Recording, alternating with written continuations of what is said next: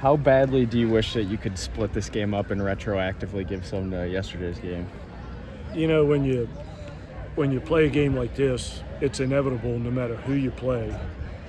If you beat them by that much, then the next day is always a dogfight, no matter who it's against, because they were, a few minutes ago they were down by 15, but their next at-bat's going to be in a tie game. So actually the losing team after a game like that has more momentum going into tomorrow than the winning team does. So we got to come out ready to play.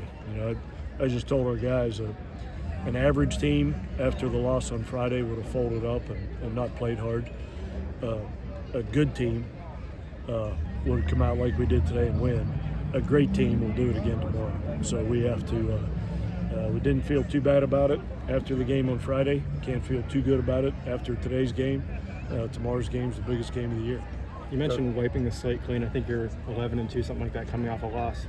Looking back at some of the best teams you've had here during your time at West Virginia, do you think that's kind of a common theme with some of those teams?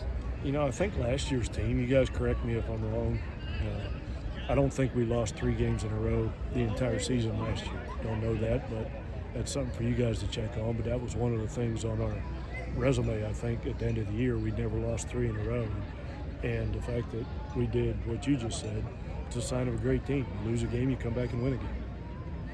Coach, obviously the day that Grant had yesterday, obviously, you want to forget about something like that real quick, and he comes back and hits 2 home runs today. Just his response, how do you characterize that? Hitters are crazy people sometimes. It's a super mental game, and it just takes one swing sometimes to get you in a really good place mentally as a hitter. And he had a couple good swings late in the game.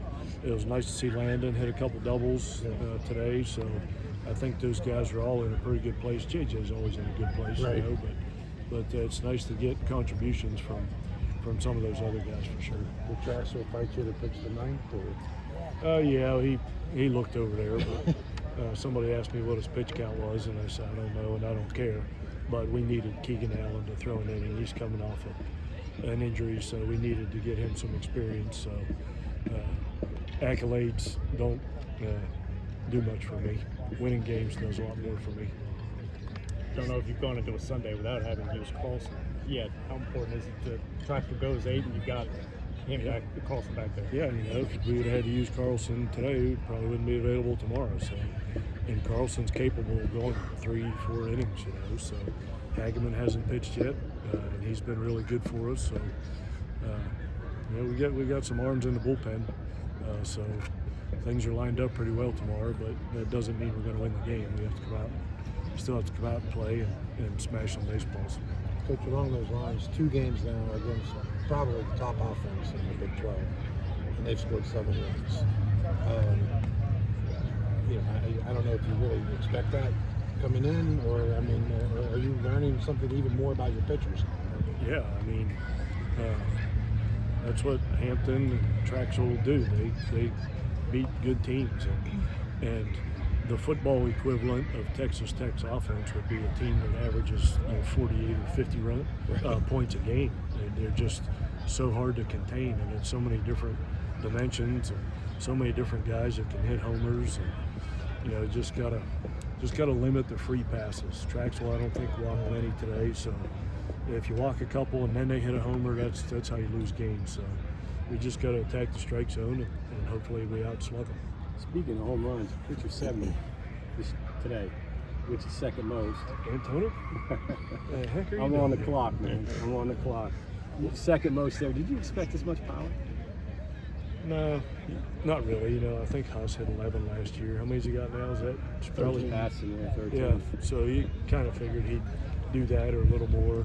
Never thought JJ would do what he's doing. And between McNeely and Wallace, they each have 9, I think. So, we didn't expect that. We didn't expect to run as much as we run. So a lot of guys are having really good years.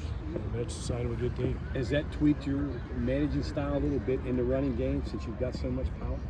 Yeah, at some of the fields we play at, you go to Kansas State and the ball flies out of that yard, and Oklahoma State, the ball flies out of that yard. You can't run into outs, So as many bases as we've stolen, the most impressive part is we haven't been thrown out much.